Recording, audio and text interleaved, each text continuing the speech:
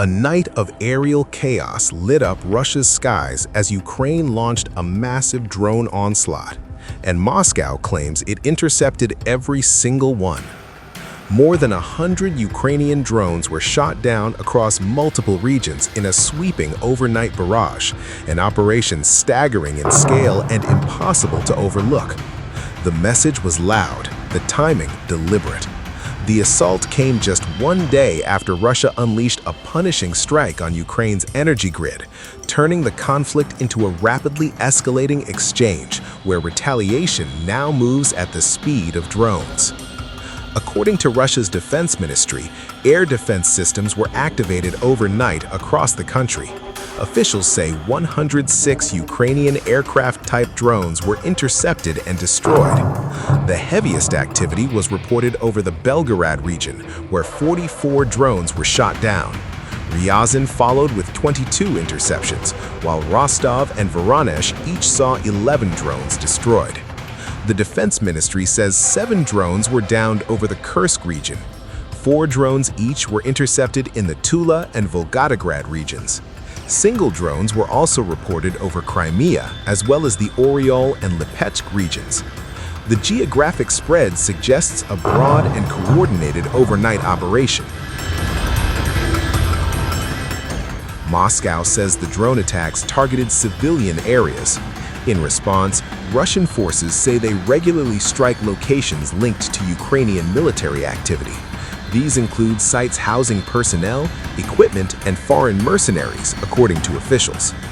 Russia also says it targets infrastructure linked to energy, defense production, and command systems.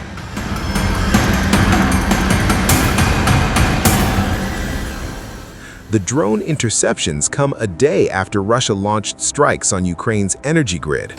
That bombardment caused widespread disruption and was described by officials as retaliatory.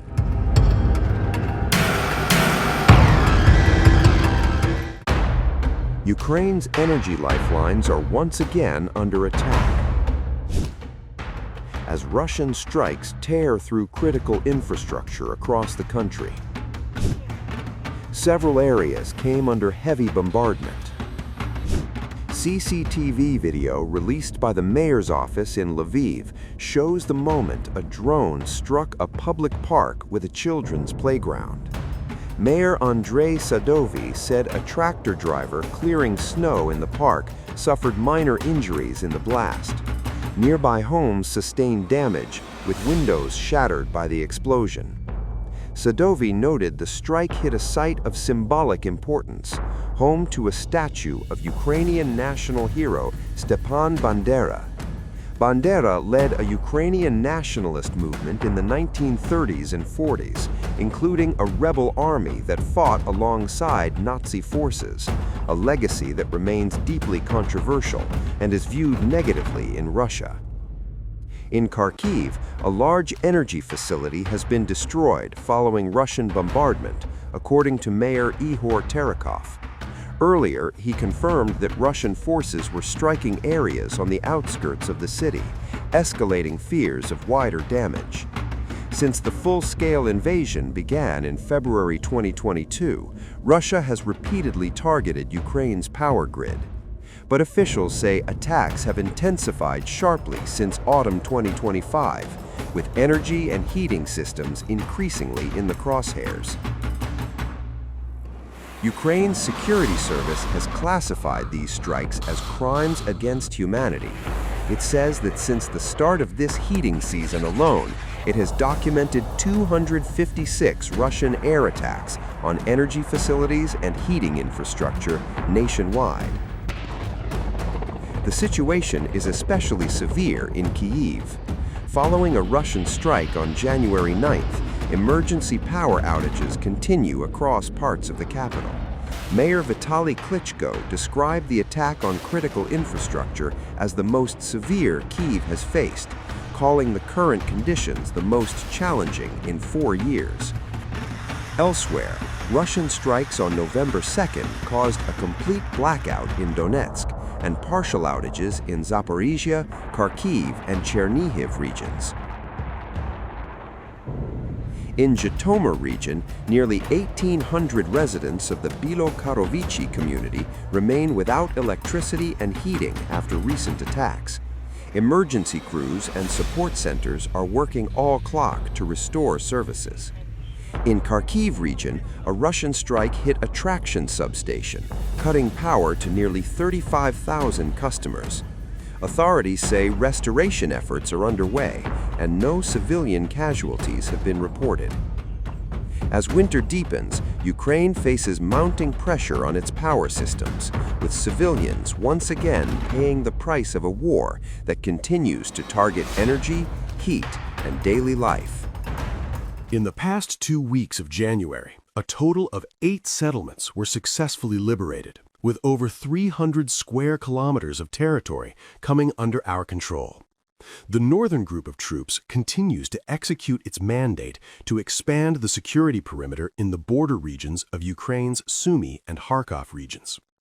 We have now secured the liberation of Gorobovskoye and Komarovka. The tasks of the special military operation remain ongoing.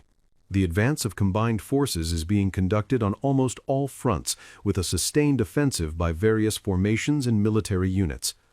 In the past 2 weeks of January, a total of 8 settlements were successfully liberated, with over 300 square kilometers of territory coming under our control.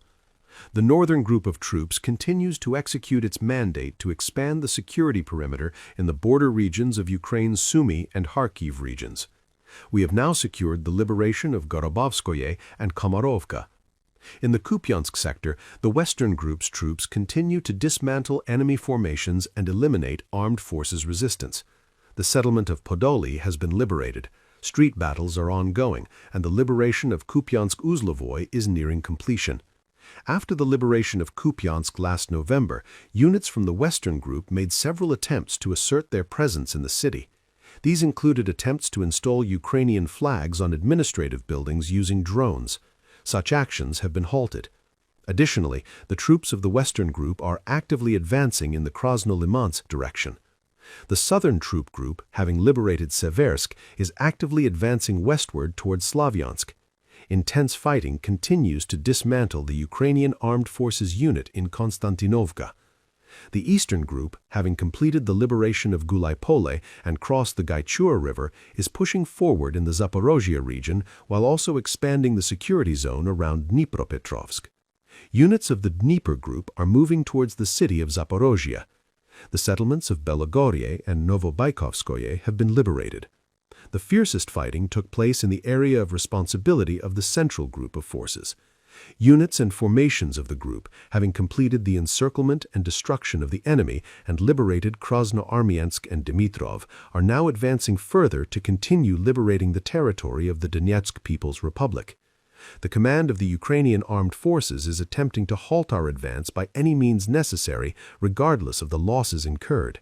However, thanks to the bravery and heroism of our soldiers and officers, the meticulous and well-coordinated efforts of the headquarters, and the confident leadership of subordinate units and commanders, these enemy plans have been thwarted. Today, as part of our briefing, we will review the results of the combat missions carried out by the formations and units of the central group of forces, and clarify the tasks and the next steps. Let's get started. Ukraine's newly appointed defense minister, Mikhailo Fedorov, has told parliament that nearly 200,000 Ukrainian soldiers are absent without official leave, meaning they have abandoned their positions without authorization. At the same time, Fedorov disclosed that as many as 2 million Ukrainian citizens are now officially wanted for avoiding military service, a figure that lays bare the depth of strain inside a country fighting a prolonged and brutal war. The comments were delivered inside the Ukrainian parliament just hours before lawmakers confirmed Fedorov as the country's new defense chief,